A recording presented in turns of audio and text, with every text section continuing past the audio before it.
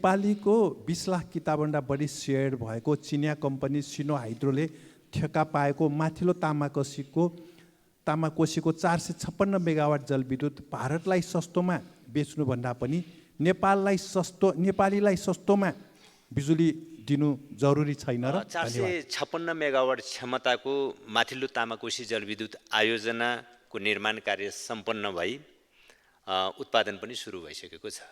जलविद्युत परियोजना जस्तो कोशी, गण्डक, महाकाली, माथिल्लो कर्णाली, अरुण, पश्चिम सेती भारतलाई जिम्मा दिँदै जानेलाई कदर पनि गर्छौं, लिन्छौं। फेरि पनि निर्णय हामी नेपालको आवश्यकता के छ, नेपालको सम्भावना के छ। जलस्रोत तथा सिँचाइ मन्त्रीसँग जिज्ञासा राख्न चाहन्छु। जहाँसम्म लाग्छ मन्त्रीज्यूलाई यो प्रश्न निरर्थक लाग्ने छैन। अघि संस्कृति मन्त्रीज्यूलाई जस्तो जनताको प्रश्न हो, यो देशको प्रश्न। 456 मेगावाट क्षमताको माथिल्लो तामाकोसी जलविद्युत आयोजनाको निर्माण कार्य सम्पन्न भई उत्पादन पनि सुरु भइसकेको छ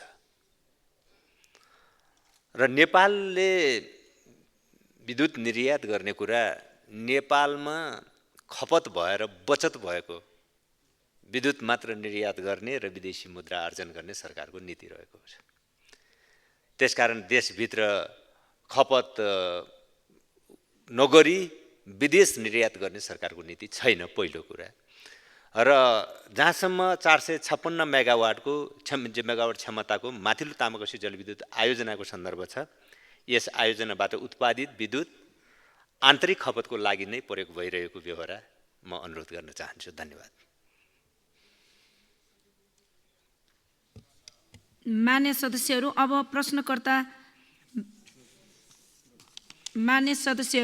पूरक प्रश्न सोध्न चाहनु भएकोले विषय केन्द्रित भई पूरक प्रश्न सोध्न अनुमति दिन्छु।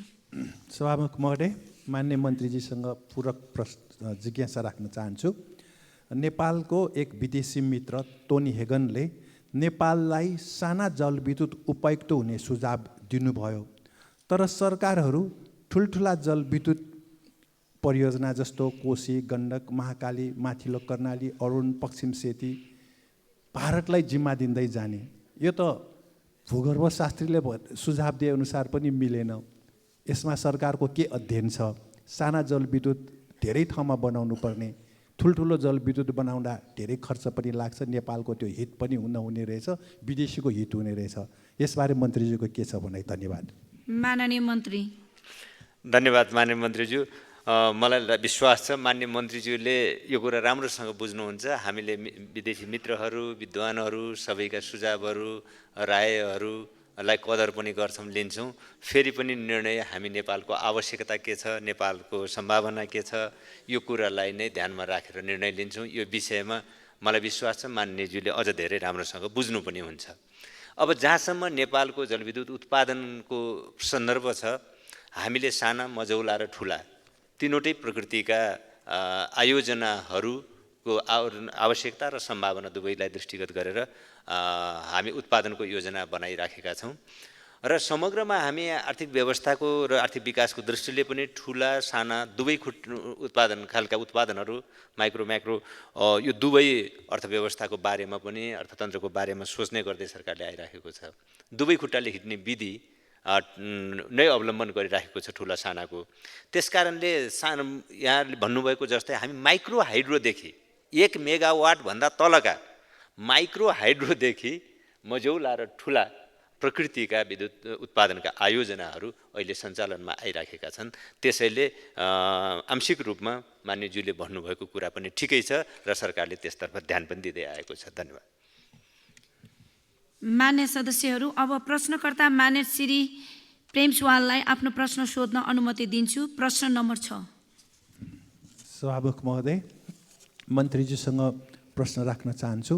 112 वर्षमा सरकारी 662 मेगावाट बिजुली मात्र उत्पादन हुनु सरकारको असक्षमता हो कि होइन? निजी क्षेत्रले कति मेगावाट बिजुली उत्पादन गरेको छ? बहुदल र गणतन्त्रका सरकारहरूको 35 वर्षमा बिजुली उत्पादन ढिलो कछुवा गतिमा मात्र किन भयो? धन्यवाद। मान्य सदस्यहरू, अब मान्य ऊर्जा, जलस्रोत तथा सिँचाइ मन्त्री श्री शक्तिबहादुर बस्नेतलाई उक्त प्रश्नको उत्तर दिन अनुमति दिन्छु। धन्यवाद। एउटा महत्त्वपूर्ण प्रश्न फेरि उठाउनु भएको छ मान्यज्यूले। म सामान्य सभा महोदय मार्फत धन्यवाद भन्न चाहन्छु। यो सरकार भन्नुभएको छ, कुन चाहिँ सरकारलाई भन्नुभएको मैले अलि अलमल छु, तर पनि म यहाँ विषय राख्दैछु। हो, नेपालमा जलविद्युत विकासको यात्रारम्भ भएको विक्रम सम्वत 1968 सालदेखि फर्पिङ जलविद्युत आयोजनाको उत्पादनदेखि। मान्यज्यूले यहाँ बहुदल यताको कुरा गर्नुभएको छ, सायद 47 साल यताको भन्नुभयो होला। 46 सालसम्म म अलिकति एउटा सन्दर्भ यहाँ राख्न चाहन्छु। यसै सन्दर्भमा 2046 सालसम्म एउटा खण्ड 1968 देखि आइपुग्दा 78 वर्ष बित्दो रहेछ। त्यो 78 वर्षमा हामीसँग 250 मेगावाट उत्पादन भएको रहेछ, 78 वर्षको अवधिमा। आजका दिन हामीसँग करिब 2975 मेगावाट उत्पादन छ। आजका दिन यही आर्थिक वर्षमा अरू 500 मेगावाट उत्पादन हुन्छ र केन्द्रीय ग्रिडमा जोडिन्छ। 2046 सालसम्म 78 वर्षको अवधिमा हामीसँग 250 मेगावाट थियो। 63-64 सम्म आइपुग्दा अर्को 16-17 वर्ष बित्छ। त्यो अर्को 16-17 वर्षको अवधिमा हामीसँग 700 मेगावाट पुग्यो, 500 मेगावाट थपिएर। 78 वर्षमा म एउटा यो तुलनात्मक अध्ययनको लागि म यहाँ अलिकति रेफरेन्स पनि राखिरहेको छु। 78 वर्षमा 250 मेगावाट थियो, अर्को 17 वर्षमा 450 मेगावाट थप भएर 700 मेगावाट पुग्यो। 63-64 देखि यो अहिले 80 सालसम्म आइपुग्दा हामीसँग अहिले 2975 मेगावाट छ। अब यही आर्थिक वर्षभित्रमा अर्को 500 मेगावाट हामी थप गर्दैछौँ र 3475 मेगावाट हुँदैछ।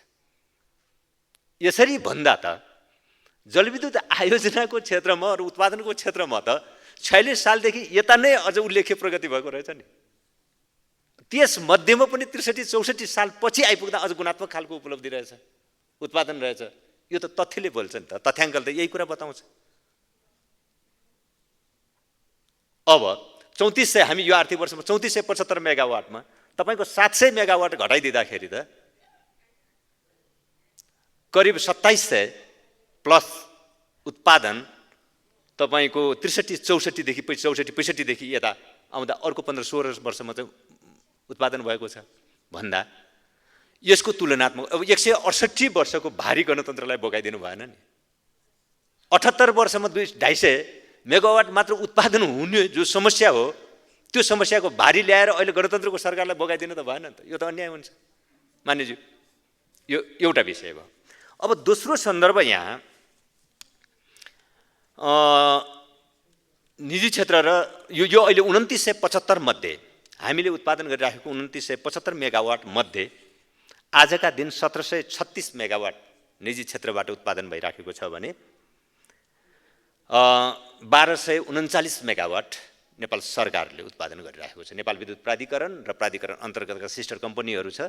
यो मार्फत 1239 मेगावाट विद्युत उत्पादन भएको छ। अब मैले अघि भनेको अब यो आर्थिक वर्षमा केन्द्रीय लाइनमा जोडिने अथवा उत्पादन हुने अर्को 500 मेगावाट मध्ये 255 मेगावाट सरकारी र 245 मेगावाट त्यो निजी क्षेत्रको रहनेछ। अब 500 मेगावाट जो यो आर्थिक वर्षमा थप हुने विद्युत छ। त्यसैले र अब आगामी 12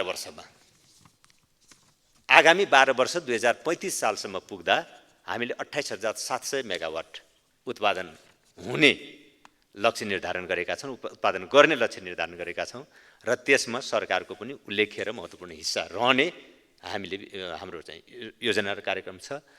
कतिपयलाई लाग्छ 112 वर्षसम्म अब 2900 अब 500 थपिँदा 3400 मात्र उत्पादन गर्ने अनि 12 वर्षमा 28000 पुर्याउन सम्भव छ। यो प्रश्न पनि यता कता उठ्ने गरेको पाइन्छ। म यति मात्र विनम्रतापूर्वक राख्न चाहन्छु। यो 112 वर्षमा 78 वर्ष त 250 उत्पादन गरेर बसेका थियौँ हामी। अब यो त 2700-2800 त पछिल्लो जो 12-14 वर्ष 14-15 वर्षको उपलब्धिको रूपमा मात्र जो रहेको छ। यो रेसियोमा र उत्पादन र विकासको यो अनुपातबाट हेर्दा हामीले आगामी 28 वर्षमा यो सक्छौँ भन्ने हाम्रो विश्वास छ। किनकि अहिले कन्स्ट्रक्सन लाइसेन्स लिएर निर्माणको विभिन्न चरणमा रहेका 9600 मेगावाटका विभिन्न प्रोजेक्टहरू रहेका छन्। सर्वे लाइसेन्स जारी भएको 8500 मेगावाट छ अर्को थप र अहिले उत्पादन लाइसेन्स लिएको, कन्स्ट्रक्सन लाइसेन्स लिएको, जेनेरेसन लाइसेन्स लिएर निर्माणको विभिन्न चरणमा रहेको जो 9600 मेगावाट छ, यो समेत सबै कुरालाई दृष्टिगत गर्दाखेरि र विकासको यो जो अनुपात छ, यो अनुपातको आधारमा हेर्दा आगामी 12 वर्षमा 28700 मेगावाट हामी उत्पादन गर्छौँ। र अब त्यसमा मान्यज्यूले भन्नुभयो जस्तै सरकारको भूमिका र योगदान पनि महत्त्वपूर्ण रहनेछ, हाम्रो यो विश्वास छ। धन्यवाद। प्रश्नकर्ता मान्य सदस्यले पूरक प्रश्न सोध्न चाहनु भएकोले विषयमा केन्द्रित भई पूरक प्रश्न सोध्न अनुमति दिन्छु। सभामुख महोदय, मन्त्रीजीसँग पूरक प्रश्न राख्न चाहन्छु। निजीको धेरै उत्पादन भएको तथ्याङ्क प्रस्तुत गर्नुभयो।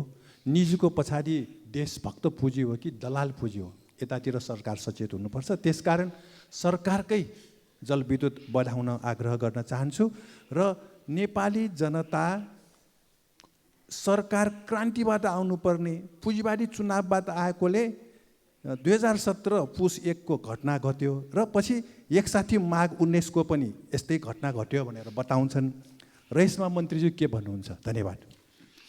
माननीय मन्त्री। सम्माननीय सभामुख महोदय मार्फत फेरि मान्यज्यूलाई पूरक प्रश्नको लागि पनि म धन्यवाद भन्न चाहन्छु।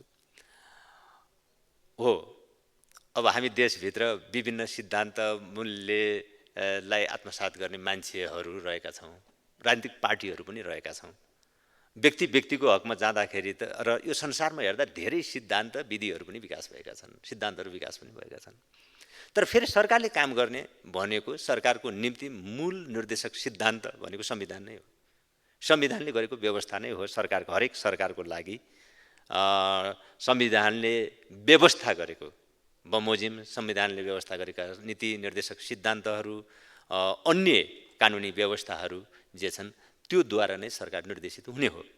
अब अहिले हाम्रो संविधानले हामीलाई गरेको मार्गदर्शन, संविधानको अहिलेको संवैधानिक व्यवस्था भनेको सरकार सार्वजनिक क्षेत्र, निजी क्षेत्र, सहकारी क्षेत्र, सामुदायिक क्षेत्रको साझेदारीमा आर्थिक विकास र समृद्धिको यात्रा तय गर्ने र समृद्धि हासिल गर्ने जो हाम्रो संवैधानिक व्यवस्था छ, त्यो संवैधानिक व्यवस्थाको मार्गदर्शनमा नै सरकारले काम गर्दछ पहिलो कुरा।